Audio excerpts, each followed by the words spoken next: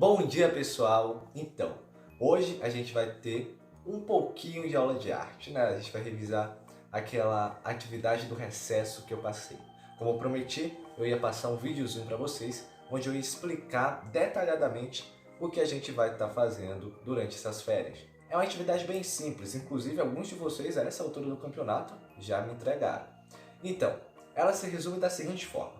A gente primeiro vai voltar lá no passado, onde a gente nem existia, não só vocês, como também a gente como ser humano, como espécie. Nós éramos uma forma menos desenvolvida. Então, antes de nós, tinha outras espécies parecidas conosco, e antes disso, mais outras espécies um pouquinho menos parecidas, e outras menos, e menos, e menos, e menos, até que a gente nem conseguia se reconhecer. Mas o inicinho da nossa espécie, que é conhecida como Homo sapiens, foi o Homem de Cro-Magnon. Olha só, isso aí é mais ou menos uns 300 mil anos atrás. E por volta dos 100 mil para frente, a gente começou a fazer uma coisa chamada arte rupestre. Rupestre vem de rocha, ou seja, a arte nas rochas. E ela tem esse nome porque eram pinturas feitas nas paredes das cavernas onde esses humanos arcaicos moravam. E a gente fazia isso com o quê? Com carvão ou então com tintas produzidas pela natureza. Quer um bom exemplo de tinta produzida pela natureza? A gente tem a tinta do pau-brasil ou a tinta do urucum também. A gente tem essas tintas e outras também aderidas de frutas, etc., que são utilizadas aqui no Brasil para pintura corporal, por exemplo. Então a gente também tem pintura rupestre aqui no Brasil, então é bem interessante lembrar disso. A gente vai fazer então, como atividade, uma pintura rupestre. É isso mesmo. Para isso a gente vai ter que entender que eles faziam pinturas baseadas no seu dia a dia. Durante o dia eles saíam à caça, saíam à pesca, às vezes eles até faziam colheitas, enfim. Eles saíam na sua sobrevivência diária.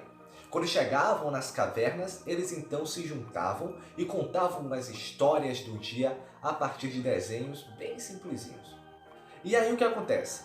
Eles faziam desenhos que a gente conhece como figurativistas, ou seja, eram desenhos que representavam coisas do mundo real. Então você tinha lá grandes bois, grandes cavalos, enfim, grandes animais que eles pintavam e também seres humanos que eles faziam, que estavam representando ali, às vezes até eles mesmos.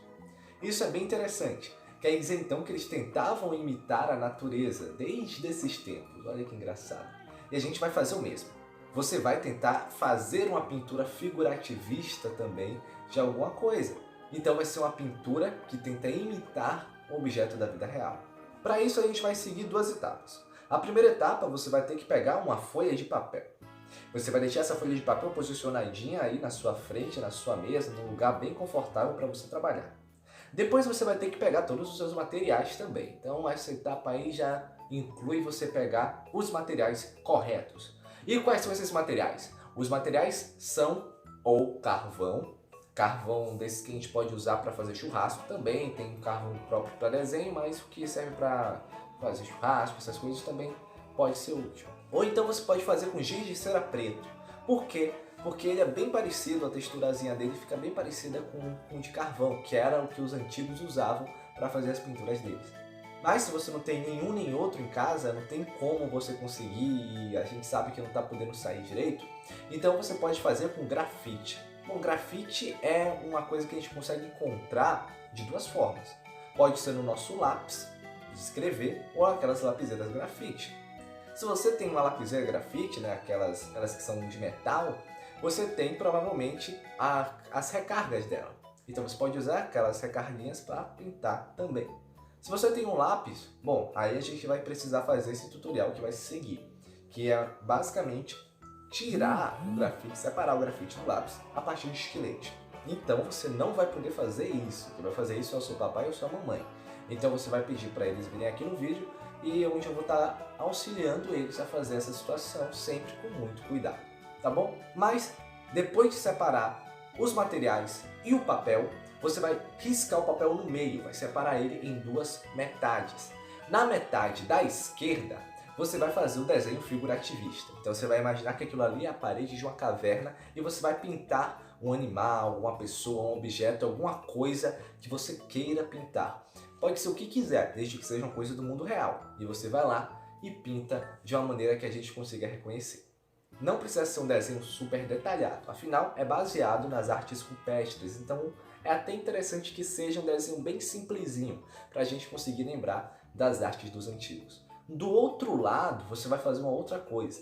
Lembra que eu falei do desenho figurativista? Antes dele mesmo já existiam os desenhos não figurativistas, ou seja, os desenhos abstratos, que a gente não sabe muito bem do que falava. Podiam ser desenhos dos sentimentos, às vezes eram desenhos que não tinham um significado específico.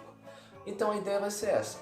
Você vai chegar e no lado direito da folha você vai fazer um desenho abstrato.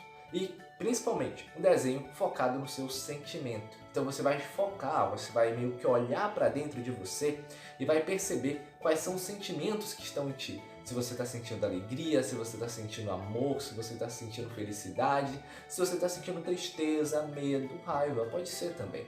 O que importa é você entender o sentimento e mandar para o papel. E você manda do jeito que você quiser, sem se importar com nada. Você vai só fazer. Então a ideia é pintar um sentimento, com o mesmo material que você fez o desenho figurativista, viu? Então vamos combinar desse jeito? A gente faz assim. E aí depois que terminar, você vai lá, anota o seu nome, porque é isso que os artistas fazem depois que terminam as obras. Você também bota a data que você fez e não esqueça de botar também a matéria de artes e também o cabeçalho completo. Tá bom? Nesse papelzinho, bem no cantinho. E aí você envia para o professor, é claro, para ele poder avaliar essa obra-prima e poder dar os parabéns para você também. Certo? Então é isso, boa sorte para todo mundo. Fiquem aí com o nosso pequeno vídeo explicativo, onde eu vou estar tentando mostrar para vocês uma forma rápida da gente separar o grafite. E qualquer coisa, qualquer dúvida, vocês podem me chamar, tá bom? Tenham um bom feriado, um bom recesso e fiquem atentos que a gente vai voltar às aulas com tudo depois no dia 6. Certo? Um abraço, gente! Beijo, tchau! Bom, como eu falei, existem várias formas de fazermos uma pintura rupestre. Uma delas é usando o grafite. A gente pode encontrar grafite dentro do lápis. Acontece que o lápis está cobrindo o grafite com a madeira. E muitos artistas, para conseguir usar o grafite da melhor forma, eles pegam o estilete e vão apontando o lápis com esse estilete, ao invés de usar um apontador normal. Porque o apontador normal ele deixa só uma pontinha do grafite útil. Já com o estilete, a gente consegue ter meio que uma barra de grafite que a gente consegue até pintar deitado com o lápis. Olha que interessante. Então a gente vai estar mostrando aqui o passo a passo para você apontar desse jeito o seu lápis, ok? E assim a gente consegue ter o grafite da melhor maneira. A recomendação que eu dou é que vocês peguem um lápis que não seja preto. Eu utilizei um lápis preto, aí você vai ver que ficou muito legal, fica bem difícil de você ver onde é que está o grafite, onde é que está a madeira, essas coisas. E também é legal que a gente pegue um lápis mais macio, né? Porque além de ficar mais fácil da gente conseguir tirar com o estilete, também dá um efeito mais legal o grafite dele. Então vamos começar. O primeiro passo é a gente cobrir os nossos dedos com algum tipo de fita ou algo assim. O esparadrapo é mesmo muito bom. Por quê?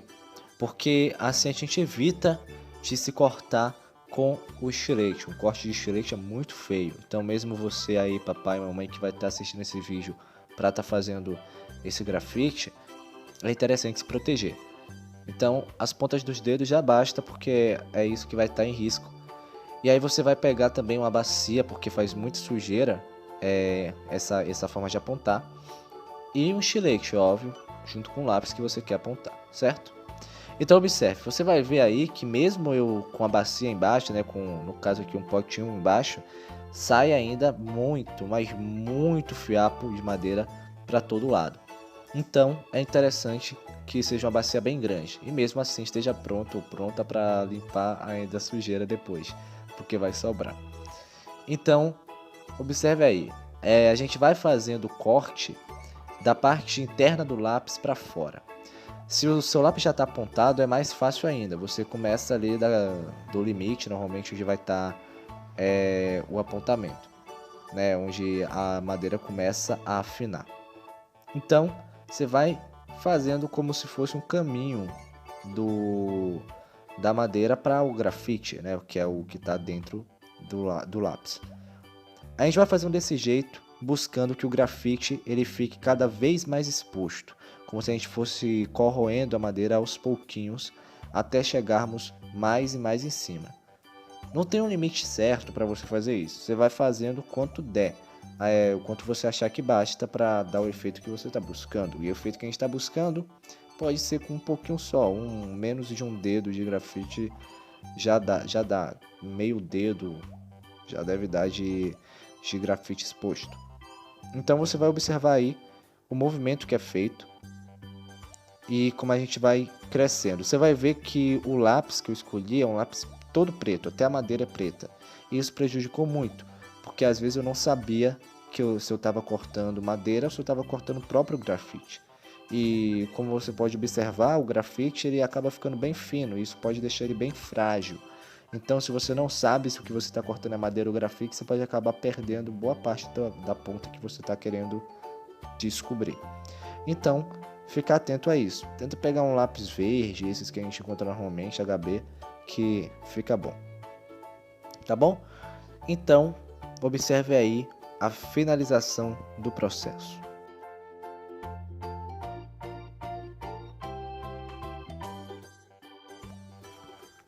Então, vale observar como é que fica. É bem característico o jeito que o lápis fica com o grafite exposto.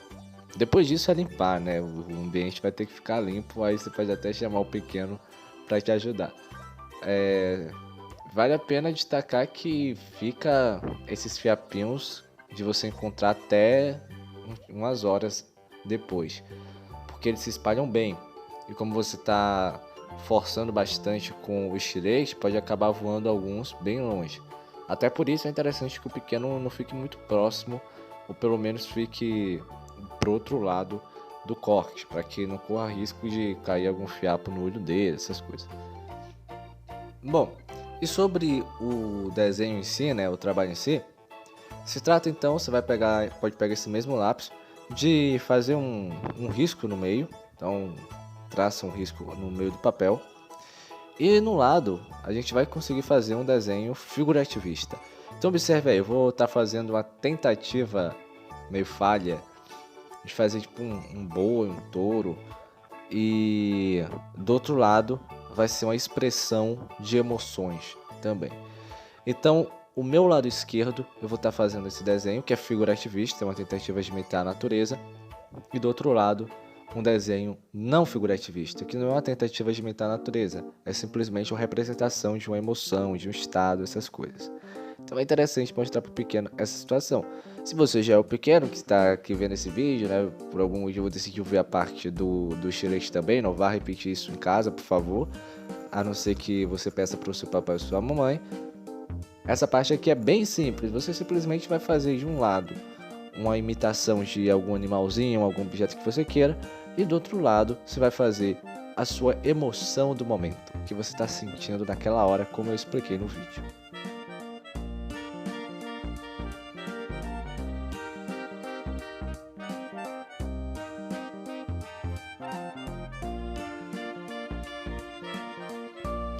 Outro ponto interessante é que você pode usar o seu dedo. Aqui não importa o material que você esteja usando, o dedo é muito valioso. Se você estiver usando carvão, se você estiver usando grafite de cera, tudo isso ele pode ser esfumado com o dedo, ou seja, deixar o traço um pouquinho mais suave. Normalmente é utilizada essa técnica para fazer sombras, essas coisas. Mas aqui a gente pode aproveitar para fazer muita coisa legal também, principalmente no desenho abstrato, né? Dá para você brincar bastante. Inclusive, dependendo do material que você esteja usando, o seu dedo pode até servir de pincel. Você vai fazer o risco, aí você esfrega bem seu dedo e aí você consegue pintar direto com o dedo no papel. É bem interessante. Então, fica aí outra dica. E para finalizar, colocar o cabeçalho, né? Obviamente, o nome da escola, o nome do aluno, né? Então bota o seu nome aí pequenininho ou pequenininha. Bota a data em que você fez esse desenho e também colocar a matéria, que no caso é artes, ok? Feito tudo isso, não tem mais motivo de estresse. A atividade está concluída. tira uma foto, envia para o número do professor e é isso. A gente se vê na volta às aulas. Tenha um bom recesso, que você fique bem, que sua família fique bem e boa sorte. Tchau, um abraço.